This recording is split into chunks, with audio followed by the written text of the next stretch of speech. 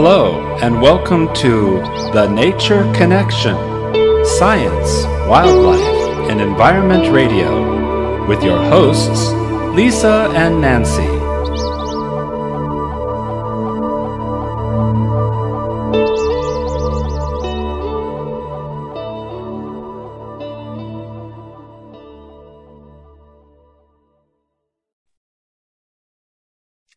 Hey, everybody. Welcome to Big Blend Radio's fourth Friday Nature Connection.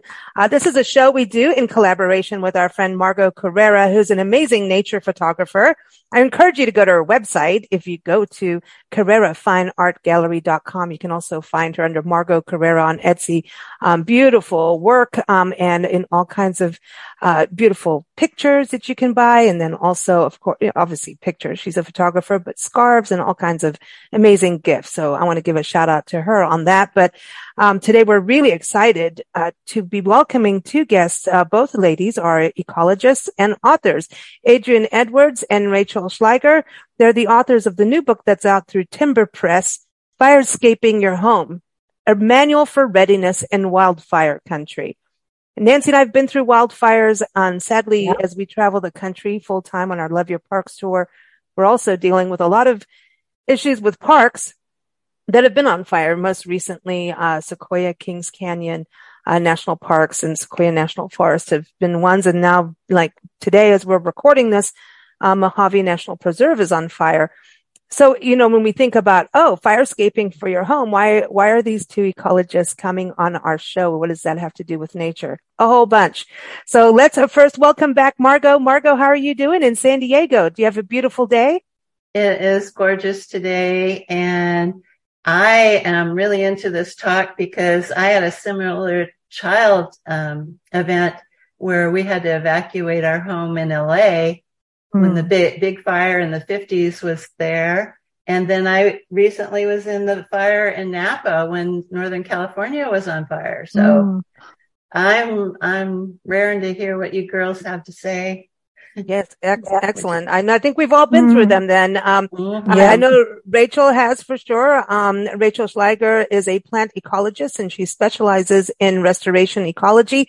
Definitely she went through the Camp Fire in 2018 and you go through this evacuation and you mentioned this in the book that, you get this guilt afterwards too, and you can't let go how it just changes your entire life when you go through a wildfire. So welcome, Rachel. How are you? I'm doing good. Thank you. Yes, the guilt is very, very much real, especially in fires that take pretty much everything from almost every single person, and you feel guilty to have anything left over. Yeah, I know when Nancy and I went through the fires up in San Diego in the mountains, 7 in a year and a half, major evacuations, friends losing homes. I was photographing the destruction of the homes for insurance purposes, and it just was, and we survived. We were okay.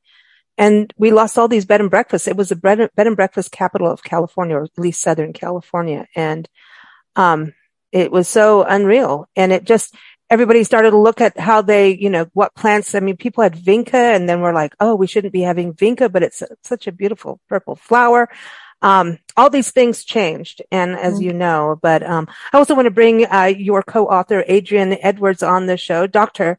Edwards. She's a botanist, a plant ecologist, garden designer, environmental consultant, and a teacher. So welcome, Adrienne. How are you? I am doing very fine. We are so pleased to be with you today and looking forward to our conversations. Absolutely. So you both lecture and work at California State University in Chico. Is that where you both met? Yes. Oh, yeah. Cool. Awesome. Very cool. Awesome. And I want to go back to you, Rachel, on this. Was it the campfire that led you to go, okay, I got to do more? That post after something happens, you have to do something. We were doing fundraising. For you, I think it went to what can we do to not, have homes burned down.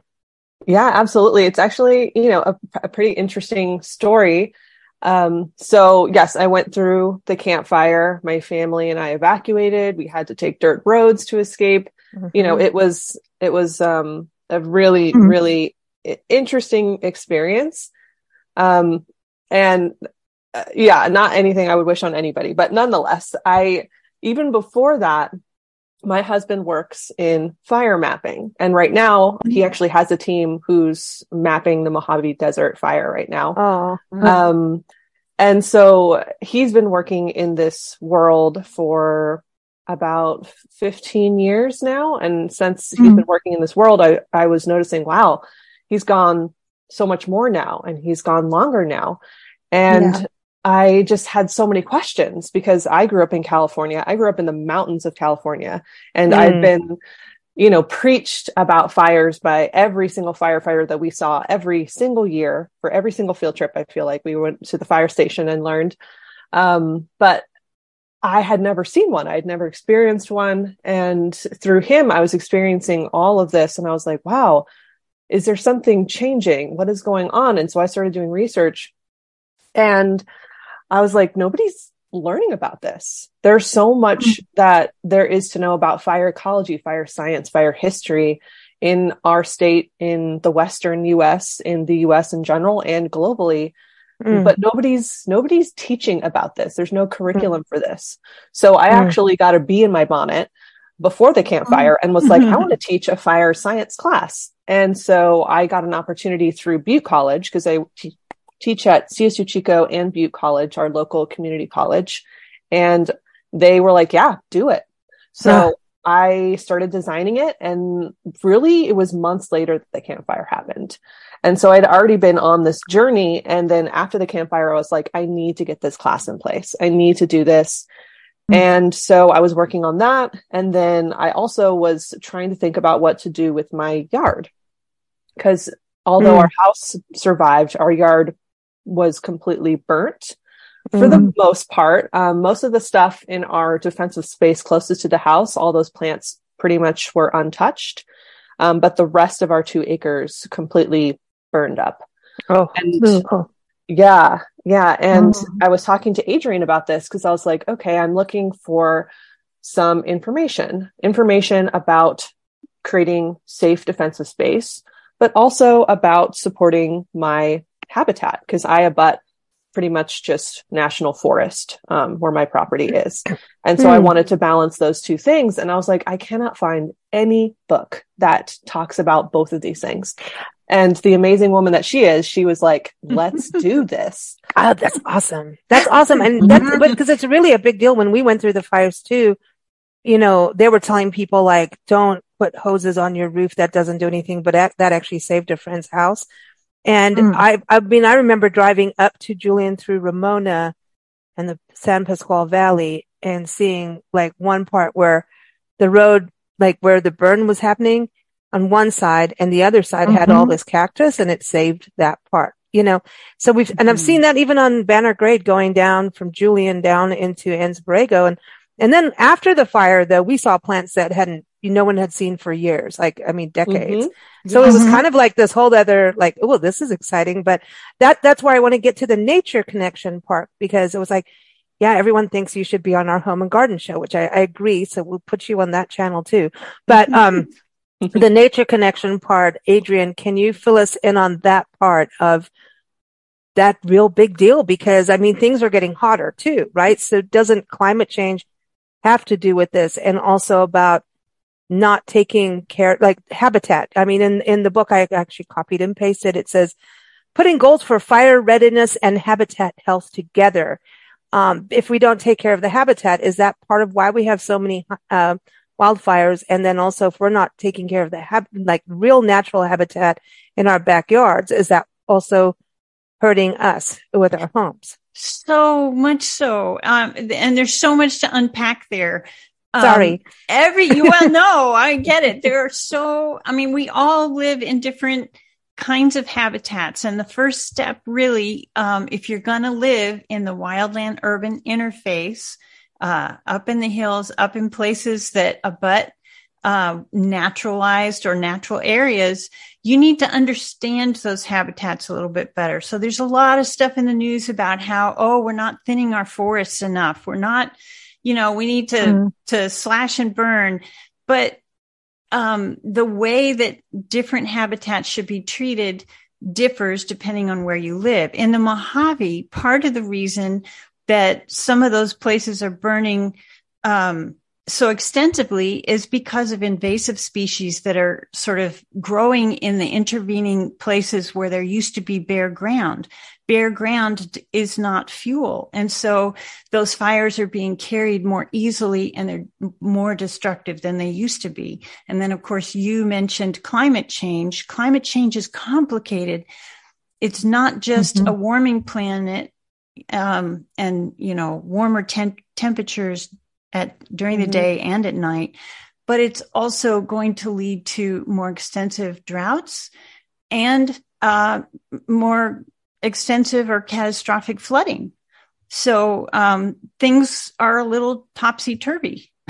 Yeah. Right. Oh. But you have to start with understanding the wildland environment.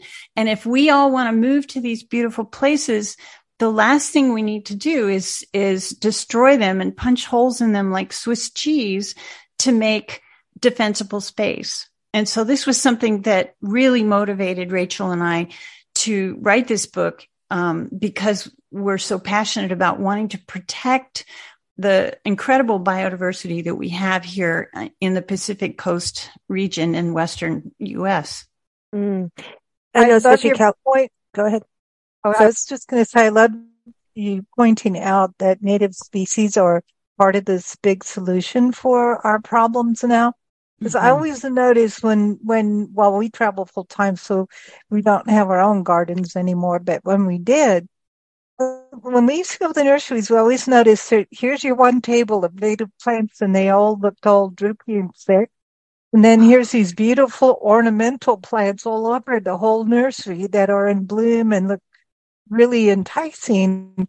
And I always wondered, okay, native plants probably don't like to be potted, or, nobody really thought much about taking care of them in some of the nurseries, and so, I always found like if you bought a native plant, it would take 2 to 3 weeks before it would resitualize itself and start to grow again.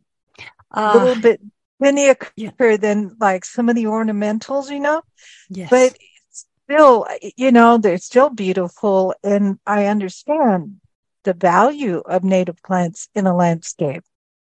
Absolutely. And part of the problem is that the entire greenhouse industry, and I actually have years of experience just working in wholesale nurseries in my sordid past, right? So we know how to cultivate plants that live in humid environments, and those are the ones that mostly end up in our landscapes. In Southern California, there's probably a little bit more use of succulents than in more northern areas. But for something to be drought tolerant, the best choice you can make is a native plant that evolved with the climate in your region.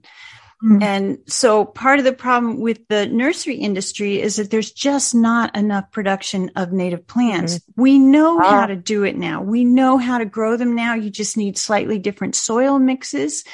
And you need to plant at the proper time. But once those plants are established, they are incredibly drought tolerant, and yet they hold moisture in the leaves with minimal watering. I wanted to touch on that with getting native plants. One thing, we've noticed too is for getting them, a lot of times botanical gardens will be the ones where when they have a plant sale that you can go and get them. Nature centers even. But the native plant part of it, a lot of the people buy them in box stores, buy plants. And the box stores thing is really, you've got to be careful. And because I remember when we lived in the high desert up in Mojave, in 29 Palms, right outside Joshua Tree National Park, you'd go to a box store and it would say, oh, this is for the desert. Oh, but it would work for the low desert that was just 50 miles down the road. But it would not live in the high desert where we were. Palm Springs, sure. Yes. High desert, absolutely not. And so they just went like one desert is the desert. And we did shows with some growers for the major. We saw the underbelly. Let's just put it that way. That wasn't that pleasant. And I really want people to understand the importance of going to local nurseries and supporting them, because the big guys are coming after the little guys in that and buy them out, just like what happens to bookstores. And I don't want to get all negative on this stuff, but don't start me. That's a whole other show. But that is a whole other show. Yes. But you know what I'm talking about, no, right? Absolutely. And, yeah. And I am guilty of occasionally buying plants from the big box stores, but at the big box stores, they are actually receiving random shipments that may also include invasive species like broom or privet, because they just say, send us a bucket load of plants that are in season and look good. And that's what the wholesalers send them. Right. What Nancy was saying. Yep. You Exactly. think, oh, this is perfect. And you buy what's in bloom, not even what's budding. You know, I'm like, always buy if the buds are closed yet. They haven't opened. Yeah, but you know, there's the small nurseries. Those are people who are working, I mean, blood, sweat, and tears in it. And they have an affinity for the exact environment you're in. They love them. There's demonstration gardens. There's just so much you can do. Demonstration gardens in communities are, I mean, as we document parks and public lands as we travel the country, Margot sent us on a garden tour, and you know, it's like she's going, we have to now start saving gardens too. And then we realized she's really right. And then it's gone into, now we also have to look at demonstration gardens and these little pocket gardens. And it's something that ties back to your book, and something we talk about on the show all the time is about habitat health and restoration, and not having so much concrete, not all the rocks and everything people put in their gardens, about actually making these gardens flourish with the right habitat so we don't have dead zones. Dead zones are fuel for fire, from what I understand. In your books, you talk about that, where, you know, everybody just starts, let's put gravel down. Nancy's favorite, right? I'm being sarcastic. Before, I know Nancy's going to go off. Stand it. I can't. But if you do all gravel, this heat, I mean, that's what we learned very quickly about the desert. Everybody started graveling everything. You could feel so hot. Yes. Yeah. Yeah. Damages the soil. And if I could jump in on two things, there's so much to talk about here, and I'm so excited. But another problem with purchasing from big box stores that are getting these plants from these massive wholesale nurseries is that many of them are treated with systemic pesticides. That so maybe the first year or so that they're blooming, they could contain toxins to pollinators. And as you probably well know, we have a pollinator apocalypse right now, where compared to 50 years ago, we've seen up to a 70% reduction in the numbers of some pollinators. And for example, our Western bumblebee used to be ubiquitous in most of the Western US, and it has now become rare.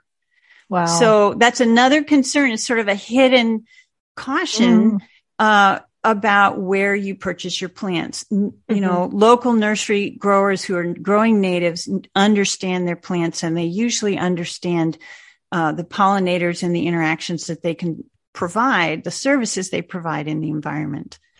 One thing we've seen that's really amazing is going into parks and public lands, whether they're state, like small pocket parks, nature centers. They really do teach about native plants and have demonstrations showing you what you can do. And I really encourage people to seek them out.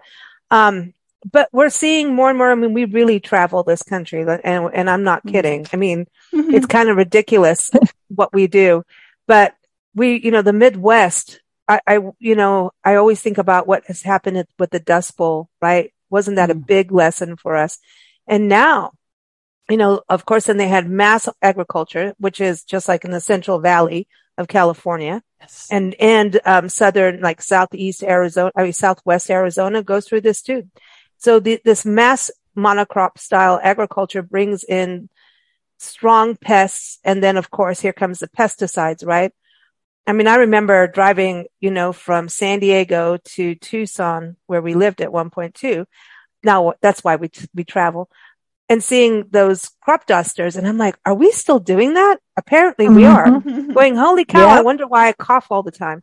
And so, you know, but going up to the Midwest lately has been one of our favorite things, because like Minnesota has created the Monarch Highway. It's right there, even on your GPS, a Monarch Highway. And it is, and when you go to the rest areas all through the Midwest, and it was Missouri, I think the first one we saw like this is Missouri. Iowa does it. Indiana, excuse me. All of these areas are doing these habitat restorations in rest areas with actual pollinator gardens at a rest area, right? How many people come and go through there? So they show it, and we've seen them in all seasons, like also frozen over in the snow in Illinois, or but you see how I've got this affinity now for the Midwest. I'm kind of stuck in it because when you see prairies come back and prairie grasslands, and grasslands are so crucial.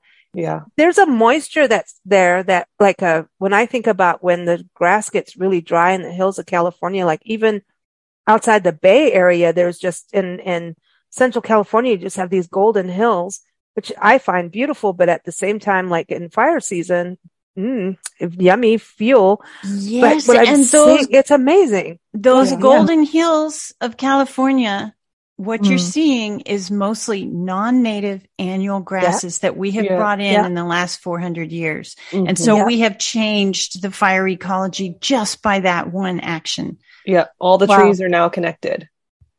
Yes. By all the oaks. Yeah. You see the oak, the standing oak, the live oak trying to hang in there. And I think our California oaks are still in trouble, right? And here's this grassland and it doesn't look normal. I mean, we lived in Africa, and Nancy, the grasslands, it is like prairies. Maybe that's why I'm just attracted to them so much. But that biodiversity in a square of, it's amazing. I mean, if you what's actually really there. I mean, at first look, it's just a bunch of grass. It isn't. You got to get out of the car. Yes. Well, you got to go walk through it.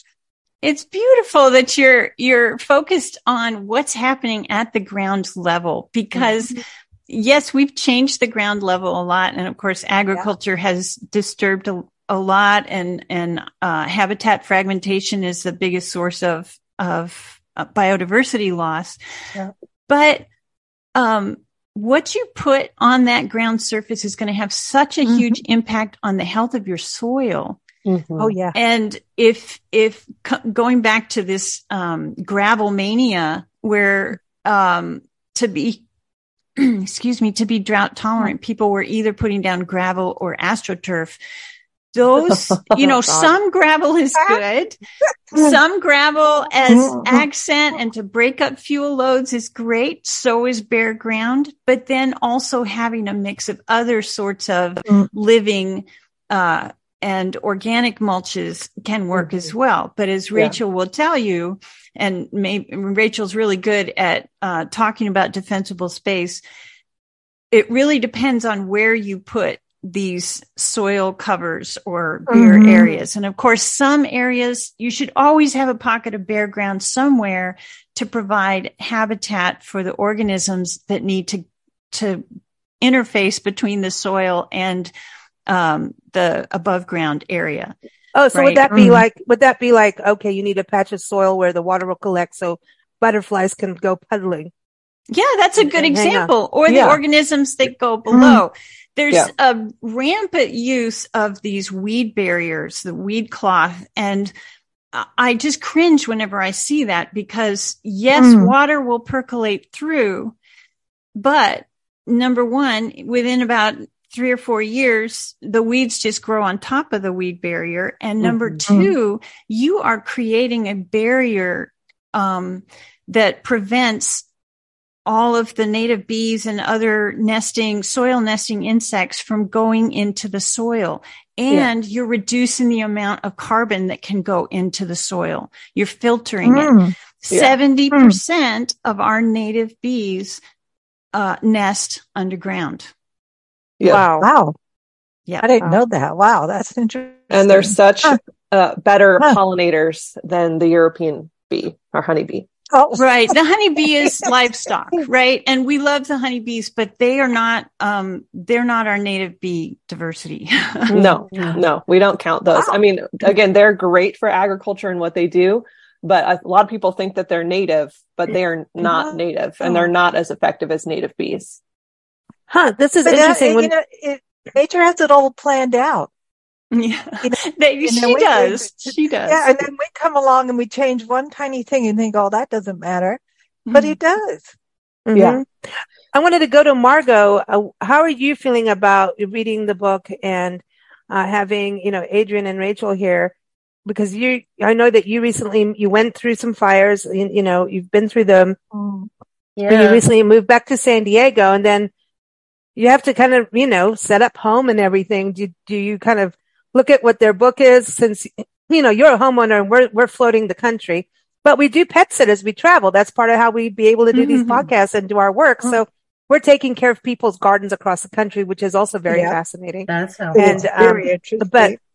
But it's interesting because we meet people who are really trying to do that. Like where we are right now, the lady is from California, and we're on 3 acres in Arkansas in the Boston Mountains, as we keep saying.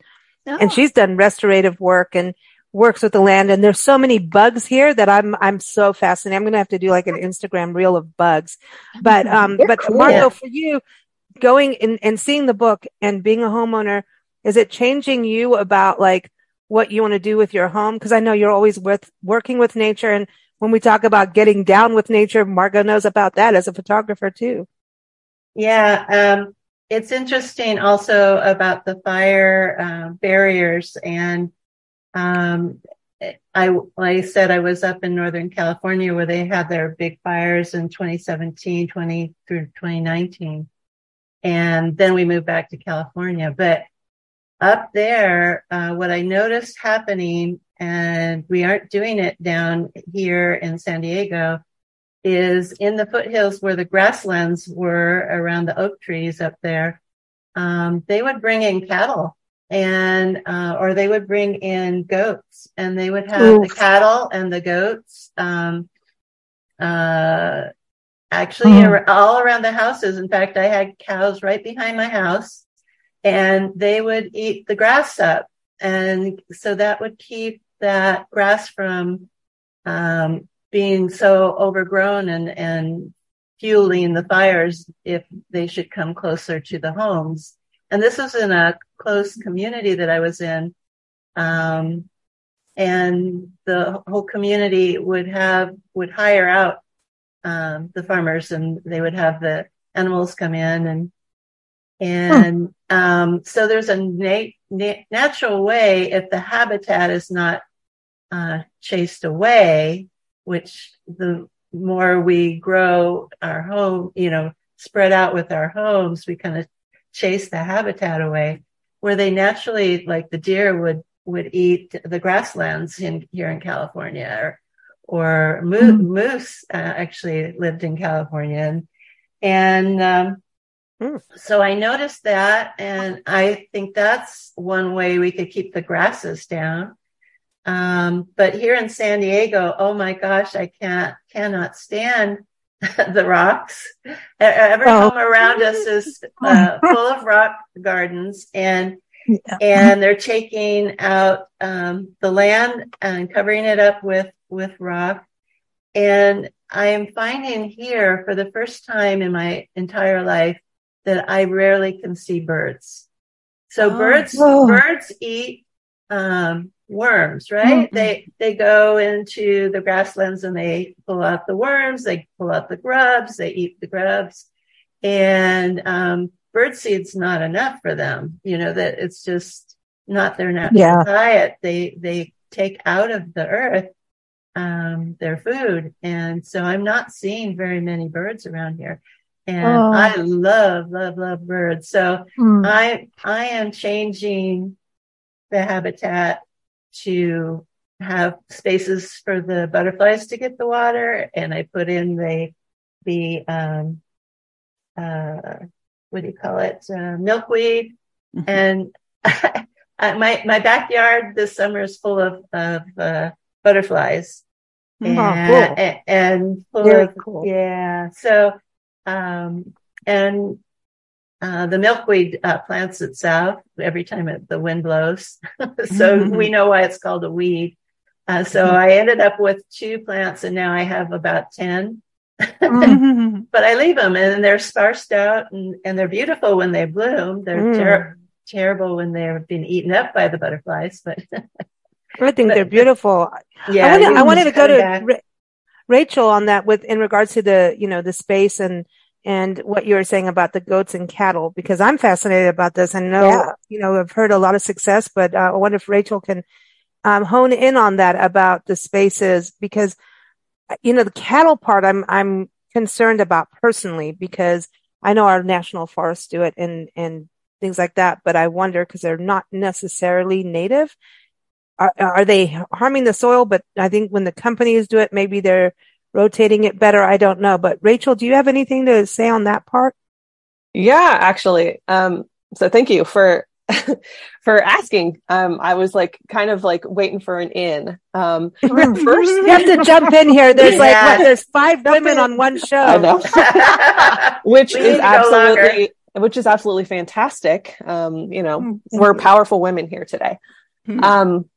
So first of all, I just like to note that, number one, in the West, fires are a natural disturbance. And Lisa actually talked about this earlier, that, she saw fire, and then after the fire, there was this bloom in diversity.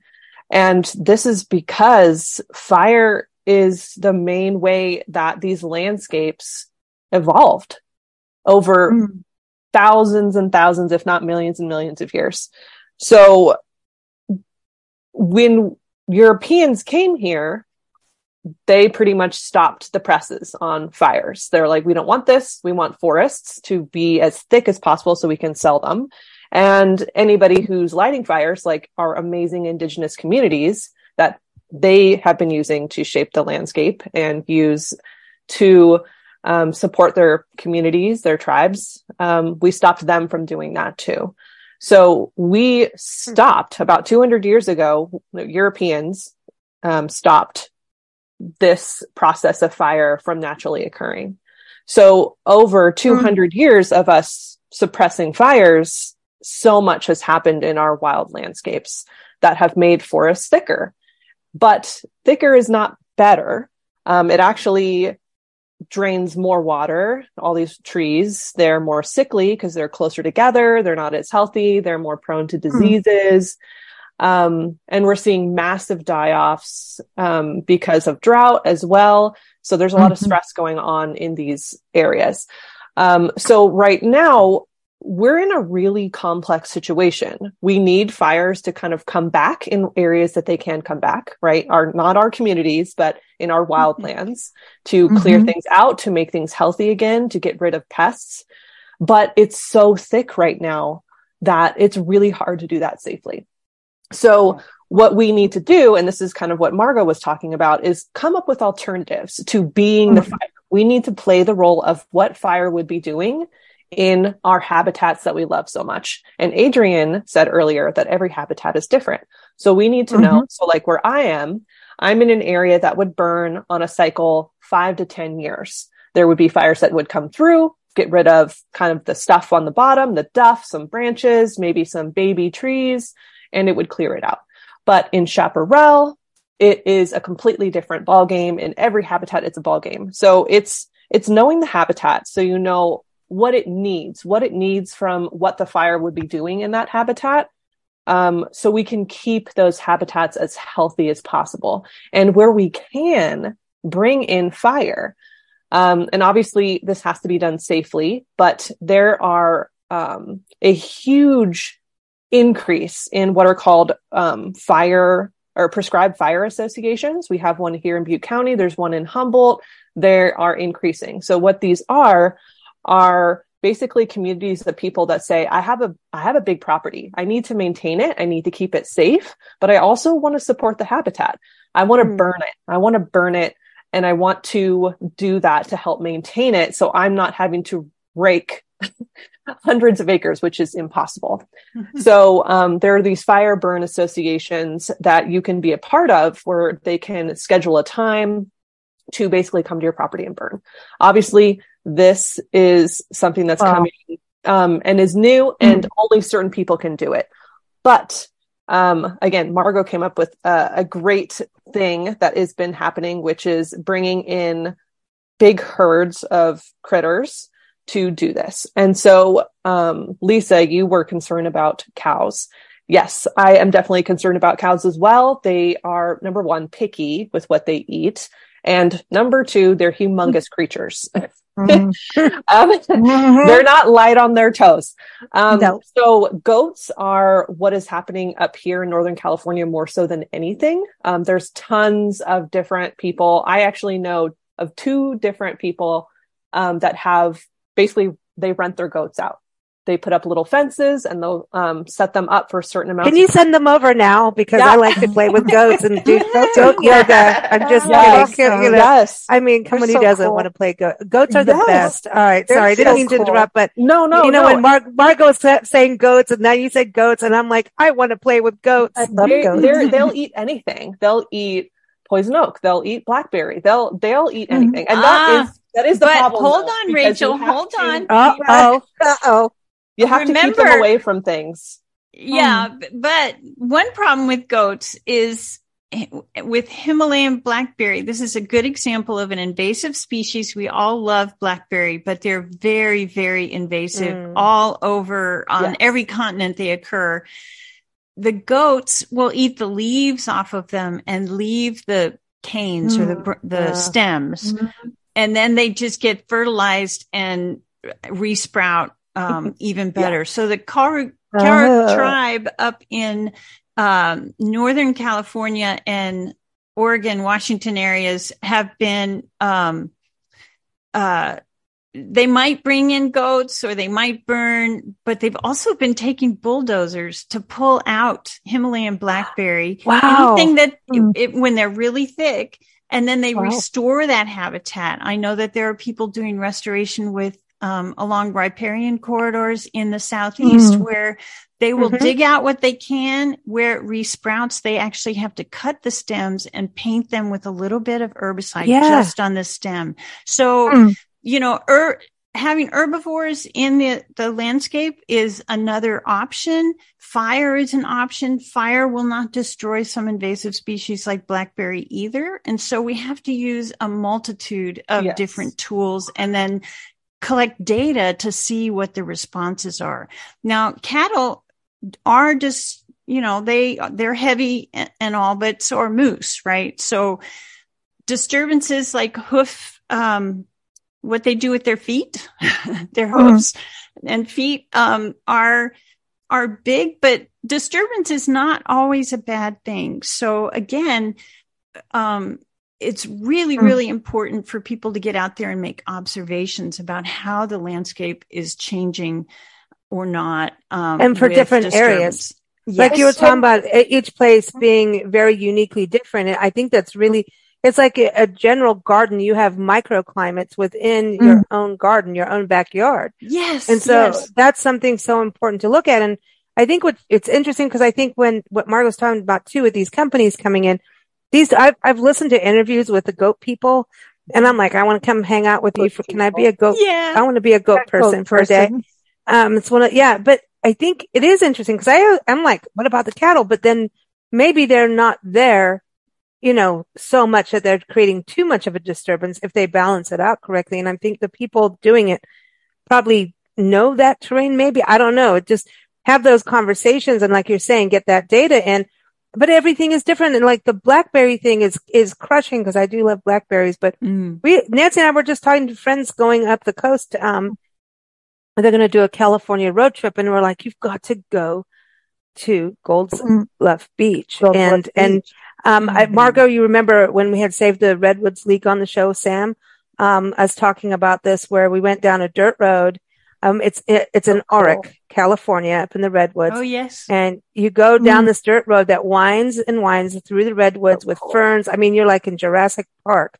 You get to the beach and there's the coast, right? There's this beautiful beach, but it's not, we're not talking San Diego kind of style. Like we're like on the Redwood side. It's a little bit rugged and it's gorgeous.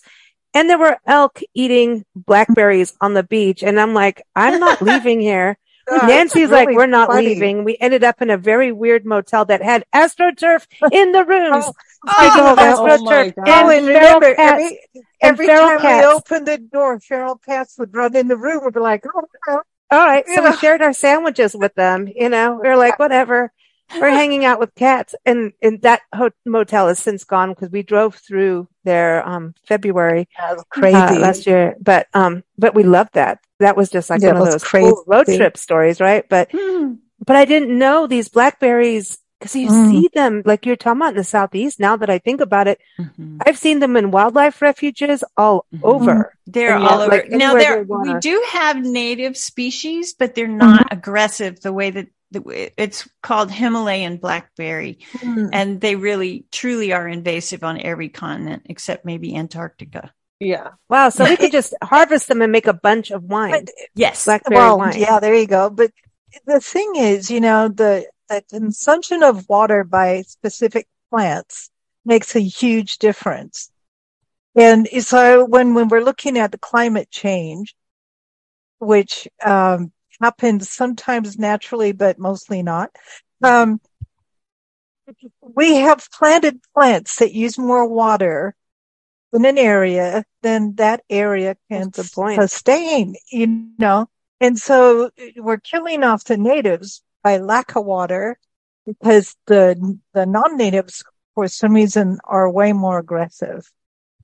And they take more water and they take more nutrients out of the soil. And so it really is important to really understand native plants versus non-native. That is really, really true because and many of our invasive species are really good at acquiring and sort of preempting the nutrients and water earlier in the season than the natives. And so yellow star thistle would be a good example of that as an invasive species that really changes the nutrient and water dynamics at a site. So yeah, and something that Adrienne reminded me of is that the Kyrog tribe has actually been doing a lot of prescribed burns, and what they've actually found in a couple cases is areas where the forest was very thick, not necessarily thick with invasives that I'm aware of. I didn't see the full report, but very, very thick forests due to a lot of fire suppression. That their rivers have been getting higher. They have more water available to them because all of these plants that were very, very thick aren't there anymore. And obviously, being able to play that role is really important of getting rid of, the high densities of plants. And that's kind of like the point I was making with the goats earlier is sometimes you have a huge amount to digest, like for example, if you have like 100 acres, how do you, and you can't burn it, what are you supposed to do? You can't just go in and, hand pick everything. So goats are a really good starting point if you need a place to start to kind of get things rolling. And then from there, if you have plants of concern, like blackberry, like very specific species of broom that will come back no matter what you do, and you have to dig it up, just like blackberry. So you need to know what species you have so you can cater your plans around them. But sometimes you do need to pick things to kind of get yourself started. And I know so many people that have, a good amount of land and they're like, I don't know how to begin doing this to make it fire safe. But like Adrienne said, you need a multitude of tools. You need to be able to go and know your land, know what species you have that are native or that are already there. And that's fun. Invasives are there. Yeah, it's a fun thing to do. And it's like you live there because you love it. So go out and explore, learn about your land. Get the kids involved. Get iNaturalist. Get the Seek app. I'm sorry, I'm so addicted to it. Yes, it's so crazy.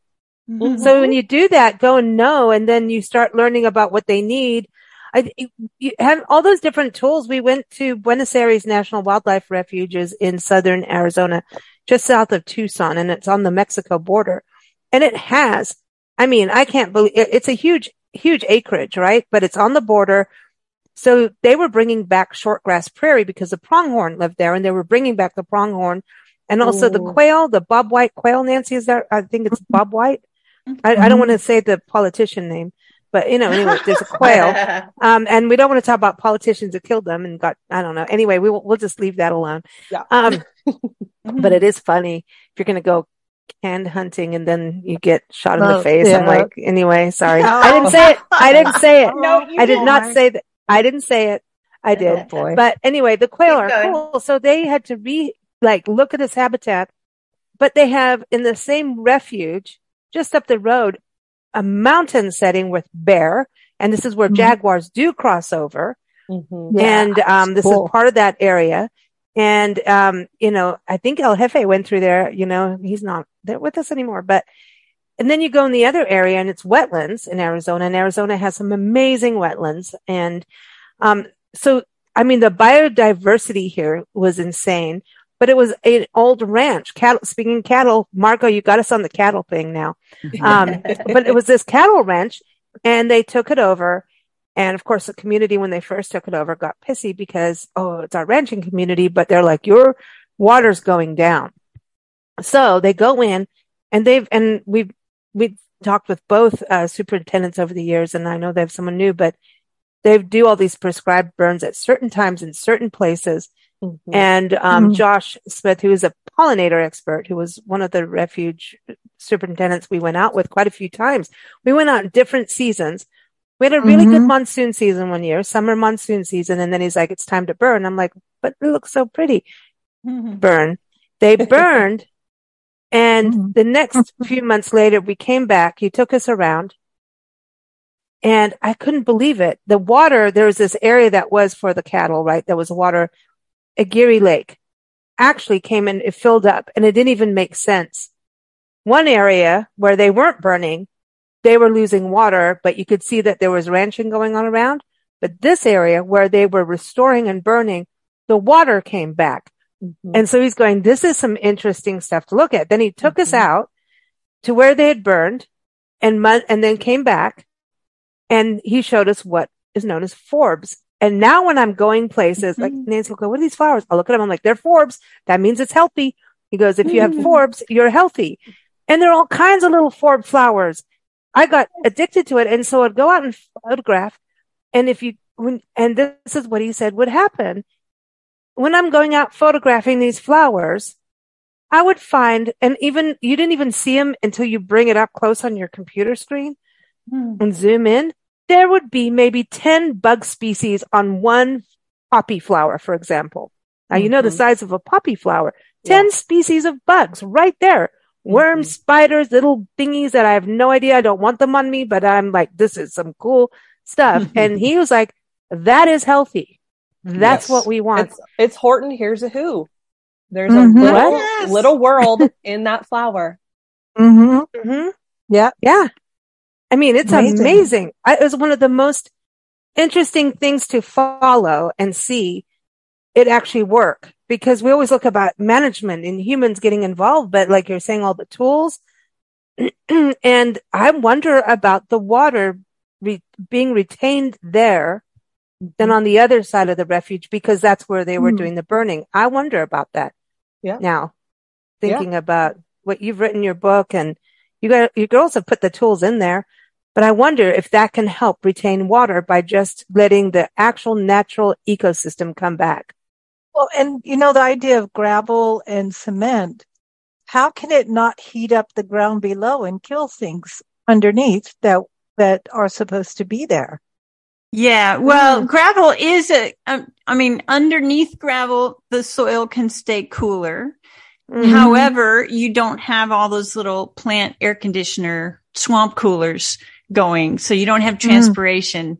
And we totally need to rethink and redesign the way we have built environments today, because it is going to get hotter when it's hot. And we need to create more oases, if you will, of little plant air conditioners everywhere. Yes. Lot of, there's a lot of European influences in our gardening styles here. And it's like, well, this is not the UK. I would love for it to rain more here. But this is not the UK. We have a completely different environment. We can't have the same type of garden. We can't have the same type of plants. And Adrienne and I are big advocates of getting rid of people's lawns, 100%. Yeah, yay, tear them up. Hey, there's places in Minnesota where the towns are paying people to tear up their lawns and put in wildflowers. Yeah, some California communities are doing the same. I'm very happy to see that. Yeah. Margot, what's your, I want to know if Margot has a lawn. Do you have a lawn, Margot? Okay. So when I moved in, I had a front yard and a backyard lawn. We took out the backyard and we're about ready to take out the front yard. So what do you recommend? We put in the front yard in San Diego. All my neighbors have gravel. Oh my gosh. You need to break up because that becomes a dead zone again. And exactly. And remember my no birds either. What do you recommend based on your research? Absolutely natives. And I would start with thinking about where to put your trees. So I know in SoCal, there's only a few native tree species that might be appropriate, but you can think about the mature size. Start with those with respect to your defensive space zones. So within the first 5 feet, of course, nothing, combustible. And then, in the next, 5 to 30 feet, if you're in a regular fire risk zone, put in sort of islands of, starting with the trees. And then you can have in those islands, additional herbaceous forbs and grasses, sedges. You can create, have some sort of trickle of water that comes on maybe with a timer so that at a certain time of the day, birds and butterflies and other insects can drink. That would be a start. Yeah. In San Diego, I mean, there's so many options. And it's funny, we, or I should say Adrienne, because Adrienne is, the amazing, botanist in our duo together. She put together plant lists that, like almost 100 pages of plants in this book. It's amazing. It is amazing. And so, it's so much to sort through and that's not even all. In California alone, there's thousands of native species. And obviously not every of those species is going to work, in every place. But in San Diego, it's a really great spot to have so many amazing options. And so honestly, like, it's hard to be like, plant this because, there's so many options and, go have fun with it. Go, like Lisa, said, go to one of those really native botanical gardens that sells plants and just experience it. Like, go take notes, be like, ooh, I like this one. I like this one. Like, have fun with it. Go see what you like. Yeah. And then there's also the testing of soil because, depending on what home you move into and what was done before you got there, especially if it's a brand new house, there's a lot of stuff in the soil that doesn't belong. Well, and you might go ahead. Oh, yeah. And you have to take into account if it used to be ag fields, for example, that might have too many nutrients for native plants. In the Midwest, I know this is a big problem. And really? Whenever they do restorations, sometimes they will add a bunch of chopped up wood to help deplete the nutrients. Or they might try and grow some annual crops with no fertilizer for a few years just to kind of calm the soil down and start building more carbon back into the soil, more organic matter back into the soil. So again, every place is different. In desert environments, I know we've been poo-pooing gravel a little bit because of the overuse of rocks, but rocks can make a very fine localized mulch and habitat for reptiles and such. That's true too. If they're used strategically. So, right. Yeah. Like islands, like you said, rock like islands. The islands. For the islands in my house. I want to go back to the water feature. We sat for a lady who had, and this was magical. It was all natural. There was not going to be you know, I mean, everything was allowed. I mean, we even had to take care of Stumpy, the raccoon, and feed the raccoon and the chipmunks. I mean, everything was natural, very much like where we are now. It's amazing, right? When you watch nature actually be allowed to be and you're a part of it, it is the most exciting. I want to come help Margot. Margot, we're coming through California soon. I'll come dig whatever you need to dig. I'll dig. Well, I'll do whatever you need me to do.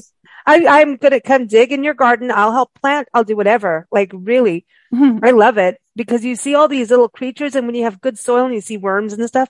This lady had put in, taken over the big piece of, I mean, huge tract of land in the middle of Iowa agriculture, and she had let things go to nature, like let nature be. With tons of milkweed, right? We were surrounded by milkweed and natives that have, from there. It was like an untouched piece of land. And she put in this water feature, the pond. And boy, if the pond didn't work, she's like, I don't care what's going on. That pond will work while she was gone. And we had people come out, and then we figured it out electricity wise. She was like, that pond must go. I don't care what. I don't care about this, that, or the other. This pond will work. And she was so right. And you're right about this because the moving water was so key to these birds. And for butterflies and dragonflies, we couldn't keep up with the species. We saw rose-breasted grosbeak for the first time. Wow. Orioles like you wouldn't believe. Wow. I mean, blue jays, cardinals. I mean, Nancy and I could barely do our work. We're like, look, go look here, go look there. And we're like, stop it, go look. And what was interesting is she did have bird feeders. But she also had so much native abundance that it didn't matter, really. It was the water that they wanted, and they wanted the moving water. And you could see them. You could see goldfinches, Nancy's favorite. So cool. But like, you could see them going and getting the birdseed from the meadows. And I mean, honestly, when it's exciting when you see people when they make these transitions like what Margot is doing. I'm excited for you, Margot. Yes. I really am. If you add those components to where you live, you do not need bird feeders. I have found here in Northern California that, I moved from Illinois to Northern California 17 years ago. And I found that having a bird feeder here was pointless because there's just so much to eat. But if you don't have the water, you're not going to have as many birds. The other problem that's just heartbreaking to me is that this year I live in on a very small lot. And it was such a good rain year that I had quail nesting in my little tiny front yard. I had other bird nests, and they were decimated by cats. The cats attacked the nest and picked off the baby birds, and they didn't even eat the birds. The birds actually dehydrated and starved to death. So it's really important to get the message across that when we have these built environments and create habitat for all of these natives and all the natural wildlife, it would be minimally nice if cat owners could keep their cats inside from dusk until dawn, which is when they really want to hunt. The cats can't help it. That's in their nature. But if you can just not let them outside during the peak sort of hunting hours, it could actually help promote. Yes. Well, spay and neuter. Amen. There's and hallelujah. A lot of amazing programs where I'm at where, they'll be like, is there any like random cats in your yard? Let us know. We'll come trap them. We'll spay and neuter, give them shots. And even if they can't find them a home, they will just kind of let them be again, let them go, but they'll be spay and neutered. So not adding to the population. And I also want to add something to what Lisa said earlier. Cause that actually reminded me of a really, amazing tip. Cause even in small yards, like what Adrienne was describing, you can have, little places, like little oases for animals. So you can kind of like I have a galvanized, bucket, like a big one, and I set it into the soil and I filled it with water and I filled it with rocks. So any small critter, a bee, a lizard, a bird can access it and get out of it whenever they need to. and we keep it filled all summer, especially. And we have a wildlife camera on this little on our little bucket, and it gets used intensely in the summertime by everything. Every animal, foxes, deer, turkeys, bears, lizards. No way. Every sized critter. And how do you ever get to work? I would be there. It's very difficult. I know, but that's the thing. Yeah. Like Margot starting like this new project, Margot, like we have to like do something on the show with this. We want step by step, like, because even you planting milkweed, I think milkweed is so beautiful and it comes in so many varieties. Like when we lived in Tucson, we would go hiking. We walked, we lived in, Tucson, and then we were on the road. We've been on the road for 10 years. Wow. And stopped for 2 years to redo our websites and everything. But we didn't know about pet sitting. We do this, by the way, give a shout out to Trusted House Sitters. It's not about making money. It's this amazing trade and immersion, this immersive experience with people that you're taking care of their garden. They're teaching us stuff. We're teaching them stuff. They're traveling. We're hanging out with animals. It's the coolest thing on the planet. Yeah. But it really I'm ready to change jobs. I know, because we're seeing animals. Like here, I see deer in the morning and everything. But it's so cool. Going through these changes and watching and going through step by step change, it's very exciting to start to, like, if you've got kids, get them involved in the project because phones can be used. We learned that, wasn't that Margot, when we did the interview with Asbury Woods up in Erie, Pennsylvania? We went there and I said to the lady, well, isn't this cool about your, what all these programs you have for kids? And they do roof gardens, by the way. That's another cool thing if you have the climate for it. Yeah. Dude, like I want to be on the roof. I want a webcam there. But, and I said, well, don't kids, their phones. She goes, you can't take the phones away. It's not going to happen. She introduced us to Seek and iNaturalist. And now I'm addicted. I mean, it is so exciting to go start a new project, see what is there, what is thriving. Because don't you think that's part of it too, Margot? Don't you have to look at what is working? Not just take out the lawn, but is there stuff that's already working that you can see? Well, when we moved in, it was a sad story because they hadn't been taking care of the soil. So even what was planted wasn't growing very well. And we've been here 3 years and we've been putting amendment to the soil and changing the soil. And now everything's blooming and it's beautiful and it's lush and it's alive. So I can't go from, what was there before. But maybe I can tell you about some plants that may have been roots that didn't grow before, but are growing now. Beautiful flowers, lilies, that start to bloom. And I didn't even know they were there, and they're all over the yard.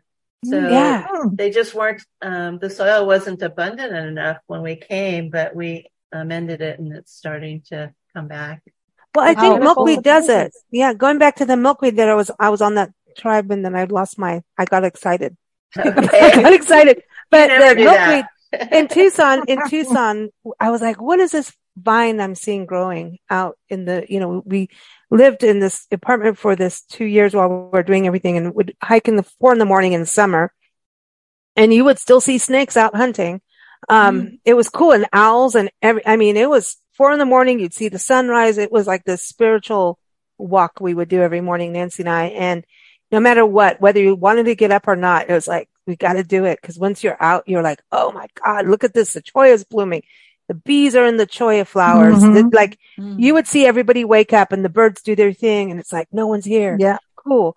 But there was this vine growing. And I'm like, what is this vine? It almost looked like a cholla crossed with a passion fruit. Turned out it was a milkweed vine. Yeah. And I'm like, wow, I didn't even know. And then I started getting into milkweeds and going, there's milkweeds for everybody. It's not the same typical one. It's everywhere. Like Rachel, Adrienne, milkweeds are fine, right? Because when you go to I'm so confused now. And I don't think I'm the only one. Like you go to a nursery, is butterfly bush good, bad? What is good? What's bad? What should we be Adrienne doing? actually has some really, really great advice on milkweeds. So I'm going to turn that to her. Yeah. About. Yeah. There's actually been, there are milkweed researchers. I actually did some milkweed research myself for my master's degree, and, milkweeds, the reason that they are so intimately tied to monarch butterflies is because the caterpillars, when they eat the milkweed leaves, sequester these cardiac glycosides, these poisons, basically, that the milkweeds produce to try and reduce things from eating them. Yeah. And so any herbivore that you find on a milkweed is pretty specialized to be able to detoxify the toxin. But monarchs actually store that toxin to make themselves less vulnerable to being eaten by birds. So if a bird eats a monarch caterpillar, they'll throw up, for example. So, but different species of milkweeds and even different individuals vary in how much of that toxin they produce. So there's a species here in the West, Asclepias speciosa, which is a very showy, commonly propagated milkweed species that isn't so great for the monarch because it produces such high levels of the toxin. Now, this is a little bit controversial, but the narrow leaf milkweed, which is a little weedier, is actually a much better plant for the monarchs because it doesn't quite produce such high levels of toxins. On the other hand, there is a species of milkweed from the tropics that's been in the trade a lot. Asclepias curassavica. I can't remember the common name. How do you even pronounce this? I'm like, I screw up every name on the planet, but you listen to you. I'm like, that's like music, man. Keep going. I can't remember the common name of it, but it's a tropical milkweed. So a lot of people grow it as an annual, and it turns out it's not so good for monarchs either because it doesn't produce much toxin, and it actually can kind of mess with their reproductive cycles, especially in warmer climates. So, it's good to again, plant your native species and have more than one kind of milkweed, in your yard, but don't forget about all the other butterflies. You mentioned butterfly bush, which of course isn't a milkweed. And there is controversy about, is it a good plant or a bad plant? It depends on where you are. So I have one in my yard that was not planted by me, and it does get a lot of visitation by butterflies. But if I lived in a place, say in the Coast Range or in a wetter climate or near a creek, I would not want to grow butterfly bush because it can spread. Where I live, it doesn't spread and it's fairly well behaved. So I leave it there. Oh, I looked up your tropical milkweed. I'm glad you explained that on the butterfly bush. It's like the butterfly milkweed flower, and then they're saying on like Mexican butterfly weed, and I've seen it all through the Midwest, and I thought it was the most prettiest thing, and I got excited, and then I found out it's not even really milkweed 100%. Very showy, yes. Holy cow. It's very well. Of course, then there's the butterfly, the very common one that's orange. Butterfly weed, or I've got that. That's all over the Midwest as well.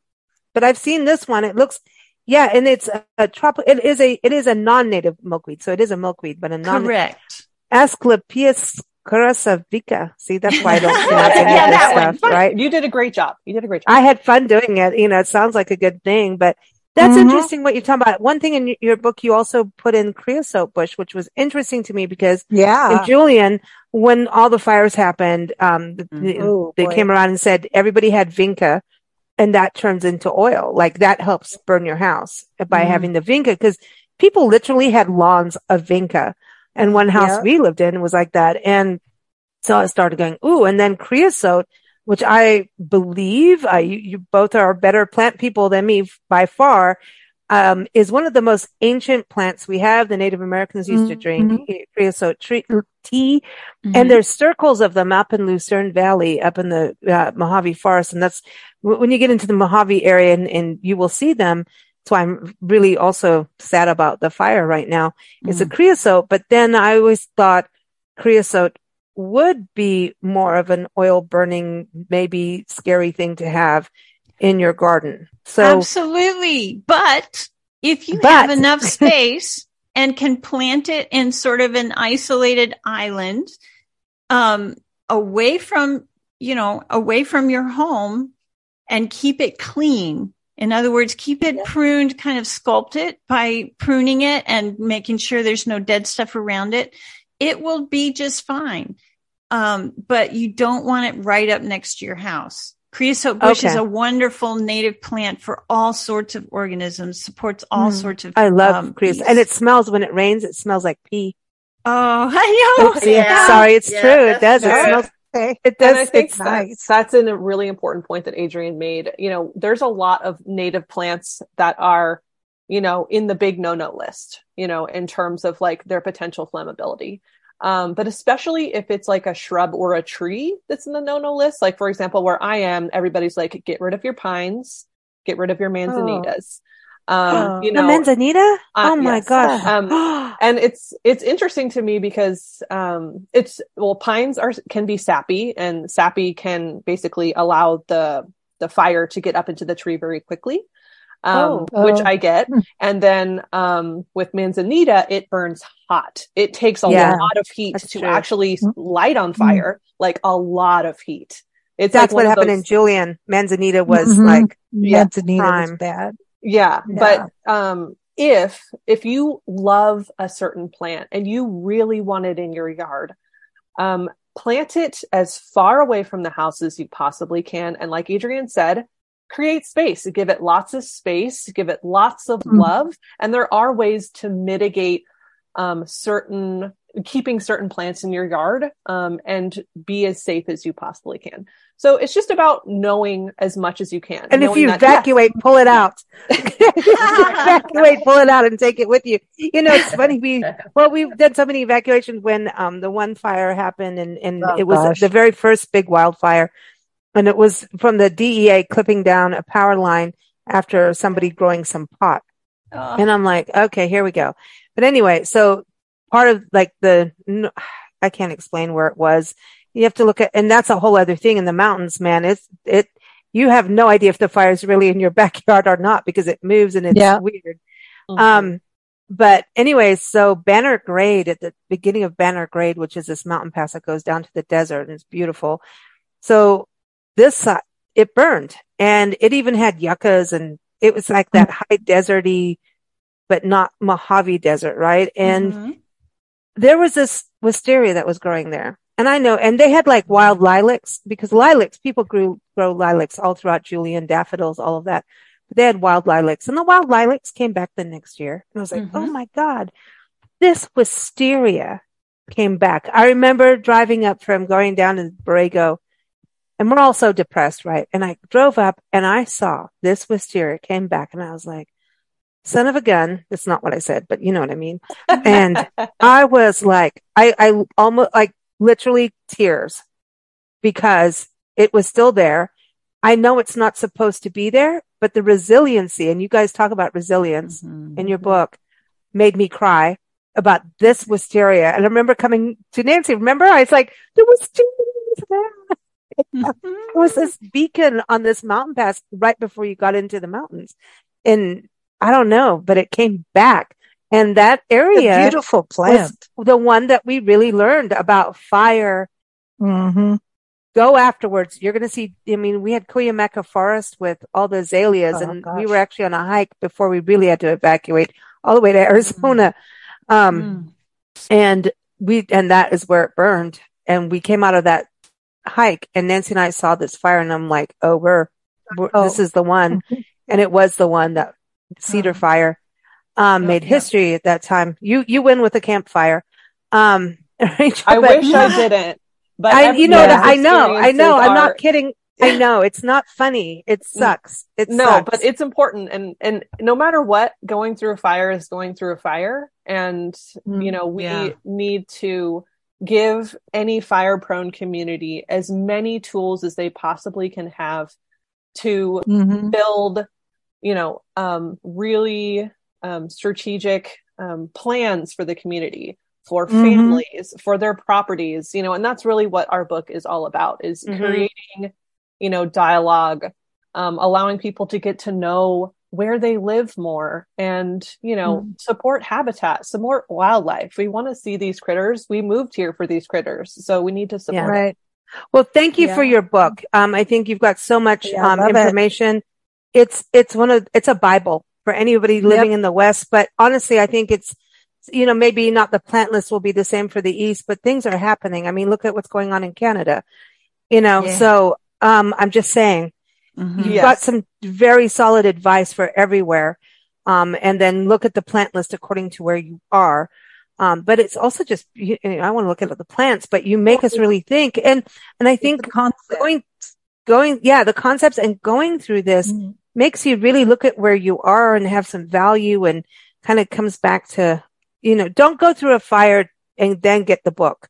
Get it now, because things are changing. Prevent. Do you have websites, either one of you, that people can follow you on, or we are working on media? a website right now. Right now we have it. So if you have the link, you can view the website, but I'm trying to work on the techie side and get it available so you can just. Okay. So what's the link? So people can, what's the website link? Do you know? I don't have it right now. Okay. We'll get it afterwards. For everyone, but everybody, it's available everywhere through Timber Press. Go get it. It is a beautiful book. Well done. And we're on Instagram as well. What's your handle? Firescaping the Wooey. The Wooey? Wildlife Urban Interface. Oh, okay. That's I know we get woo woo here on the show too. We get excited and fiery, but I'm like woo. I wouldn't be saying that all day. I know, but I'm WUI. Yeah, Wooey. That was through the book. I kept saying, "What is wooey?" Wooey. I know. I'm gonna wooey. That's it. That's my new thing for the rest of the day. Wooey. Term of the day. Wooey. I love it. Ladies, thank you so much for your work. Thank you for joining us. It's been more than a pleasure.